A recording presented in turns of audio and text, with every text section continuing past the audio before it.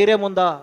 నేను దేవుణ్ణి పోలి నడుచుకున్నా అండి, మీరందరూ నన్ను పోలి నడుచుకోండి అని ఎంతవరకు మన జీవితంలో చెప్తామండి? చెప్పలేమండి. కానీ పౌలు చెప్తున్నాడు ఏమిటంటే, తన జీవితంలో ఎందుకు అలా చెప్తున్నా అంటే, అలా క్రీస్తుతో పాటు ఈక్వల్గా తన జీవితం జీవించాడంటే. 39 క్రీస్తు ఏ విధంగా శ్రమ పడుతూ వచ్చాడు, క్రీస్తు ఏ విధంగా బాధపడుతొచ్చాడు, క్రీస్తు ఏ విధంగా 39 కొరడా దెబ్బలు తినడానికి అప్పగించబడ్డాడు, అదే శ్రమల గుండా, అదే మార్గముల గుండా, అదే పరిచయ గుండా అపోస్తలుడైన పౌలు ఈక్వల్గా సేవ చేస్తూ వచ్చాడు. కాబట్టి నేను క్రీస్తును పోలి ఉన్న ప్రకారము ఓ విశ్వాసులుగా, ఓ కొరింథీ